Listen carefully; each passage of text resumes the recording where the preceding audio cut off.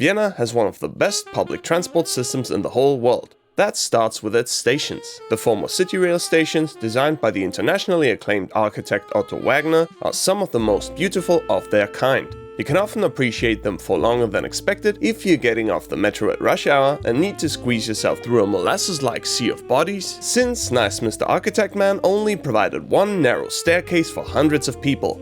Most important transport hub in Vienna is the U1, U3 crossing Stephansplatz. Unfortunately, it smells like rotten eggs most of the time, though not because of any trash, but because of a chemical solidifying the ground, reacting with the soil, which creates sulfur compounds smelling like rotten eggs. Here's a fact I dropped very conveniently to distract people from the fact that in the last 17 seconds I puked into the trash can 2 times.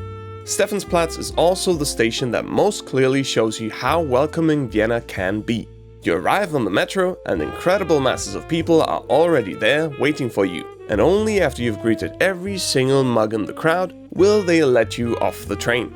Vienna has 5 metro lines: U1, U2, U3, U4 and U6. The still missing U5 is being constructed as I speak, and its first section from Karlsplatz to Frankplatz will go into service 2023. Apart from that, Vienna is also home to one of the longest tram networks in the world. Impressive if you consider that Vienna only has 2 million inhabitants. Bit easier to understand when you learn that until the 1970s, Vienna had the same number of metro lines as Liechtenstein. In Vienna, trams aren't just numbered, but, in the case of lines D and O, lettered. The reason for that's historical and sometimes leads to problems, so small warning, if you ever call the O the zero line, doesn't have to be the case, but it's possible that you'll be chased out of the city with a meat tenderizer. Public transport in Vienna generally is really comfortable, but best of all are the buses. By abruptly accelerating and braking, paired with all kinds of hard surfaces of the bus interior, after 15 minutes, you're usually sufficiently smushed that you're ready to be breaded and fried in sunflower seed oil. Surprise! You are a schnitzel.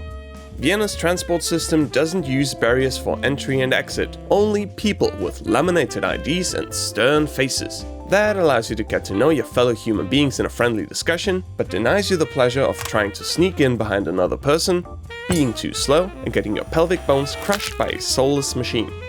The success of Vienna's transport system is in part due to annual pass prices staying put at 365 euros since 2012. Until 2026, when prices were raised to scandalous 467 euros. In Copenhagen, that's the price of a day pass and a small beer.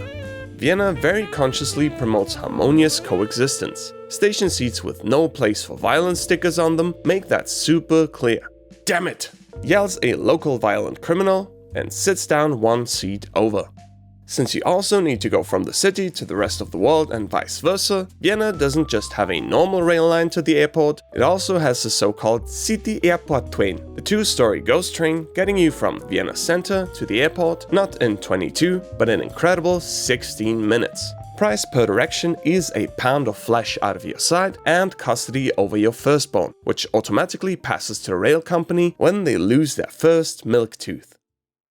Hey person behind the screen, the reason you can watch this video for free is, very simply, the support I get from a select few of you on Patreon. It is, in a very real sense, the only way for me to make videos for a living.